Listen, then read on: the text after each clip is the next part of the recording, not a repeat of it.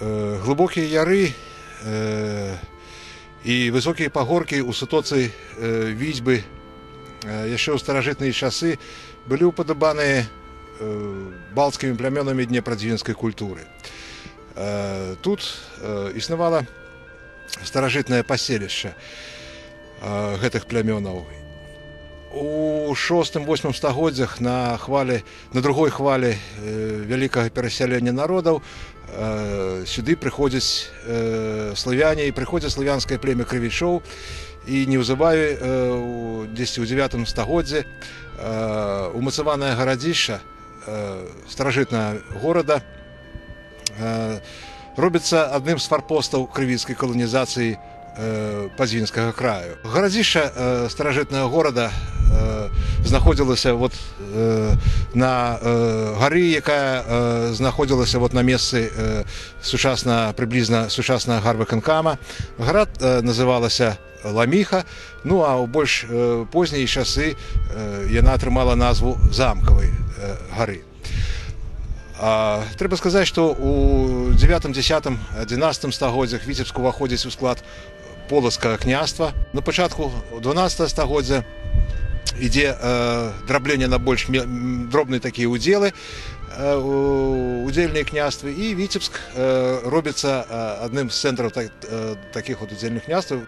І вось вакол верхняя замка, на той час ён, можа, яшчэ не называўся верхнім, але вакол таго месца, дзе была рэзідэнцыя князя, насыпаецца магутны земляны вал. Дарэчы, мы зараз на грэбні гэтага вала знаходзімся, мы стаім на грэбні гэтага вала.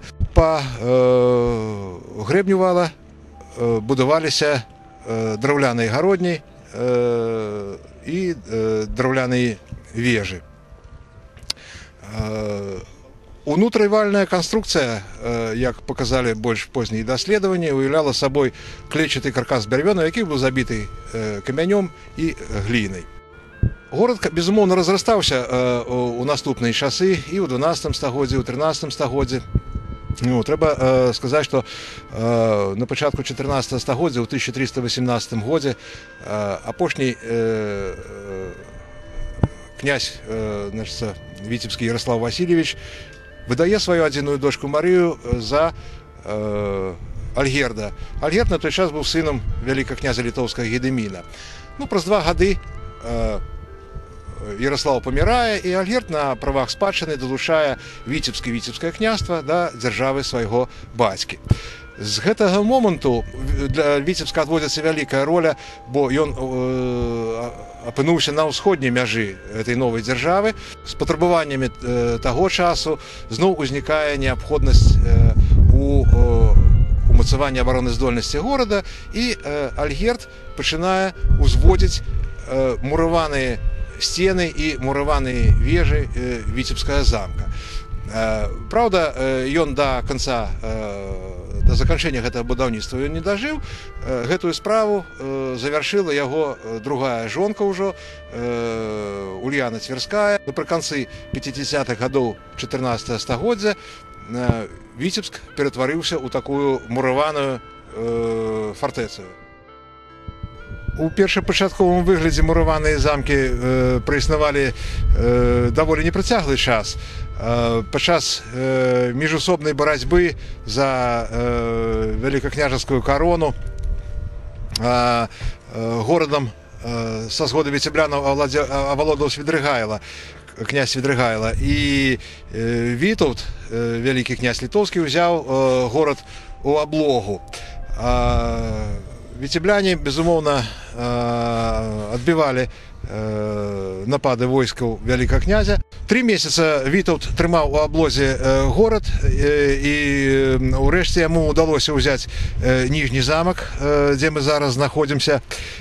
Ну, як сведчаць хронікі, Вітаўт, размясціўшы гарматы в церкві мураванай в ніжнім замку, беспрестанна разбіваў муры замка вышняга. Вот мы зараз стаім каля Дабравешчынскай царквы, менавіта адсюль ад гэтай царквы Вітаўт разбіваў сцены верхняга замка.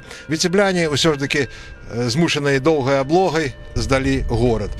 Былі такія невялікія дробныя сутычкі і ў 15 стагоддзі, ну але збольшага, канешне, трэба сказаць, замкавыя ўмацаванні пацярпелі на працягу 16 стагоддзя, калі Віцебск трапляе, так бы мовіць, у паласу вайсковых дзеянняў, якія вялі маскоўскія ваяводы супраць Вялікага княства Літоўска. На працягу аднаго толькі 16 стагоддзя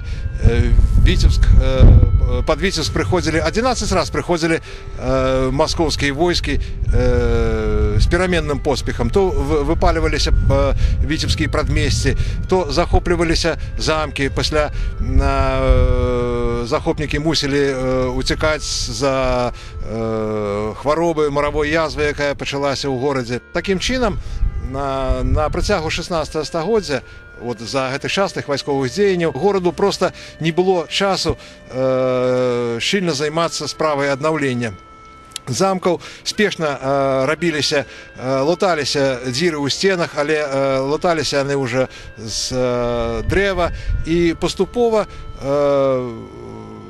віцебскія замкі ператварыліся ў такую камбінаваную дрэва-мураваную канструкцыю.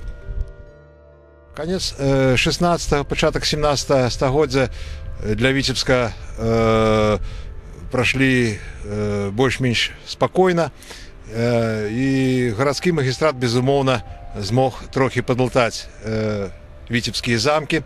І менавіта ў гэты час, на пачатку 17 стагоддзя, пачынаецца будаўніцтва драўляных умацаванняў 3-го віцебскага замка Узгорскага. Ужо з канца 16 стагоддзя, калі горад атрымаў магдыбургскае права і была пабудавана ратуша, туды, ва ўзгорскую частку за раку Віцьбу, перамясціўся і адміністрацыйны цэнтр горада, і гандлёвы цэнтр горада.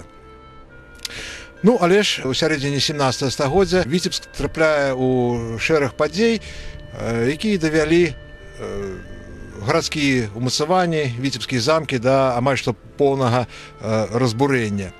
У 1654 годзе пачынаецца вялікая вайна маскоўскай дзяржавы з Рэчы Паспалітай. У жніўні 1654 года пад Віцебск прыйшло вялікае войска пад кіраўніцтвам маскоўскага ваяводы Васіля Шерамецева.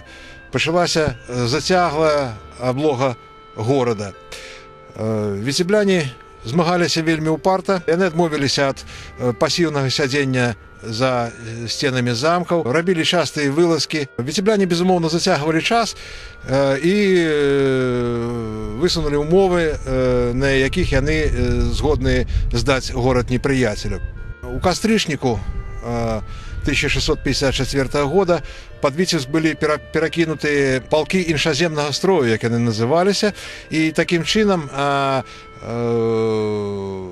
колькасць войскаў, маскоўскіх войскаў, якія стаялі пад Віцебскам, дасягнула 20 000 чалавек, а ў горадзе на той час было толькі 3000 гарнізонаў. Ну, безумоўна, за час аблогі вельмі пацярпелі ўмацаванні замкавыя, шмат народу палегло на сценах горада. У горадзе пачаўся голад. Была вялікая нястача і зброі, і пораху. І ўрэшце рэшт 22 лістапада пасля жорсткага штурму горад быў узят. Пасля, да 1667 года, да андрусаўскага замірэння, Віцебск знаходзіўся пад уладаю Масквы. Замкі, безумоўна, былі адбудоўлены, і вот менавіта аблічча замкавых умацаванняў горада, якія ўжо амаль што спрэс былі драўляныя. Гэта аблічча вядома нам па чарцяжы месца Віцебска 1664 года, які быў зроблены менавіта для цара Алексея Михайловича. Ну, гэты чарцёж зараз знаходзіцца ў Маскве ў архіве.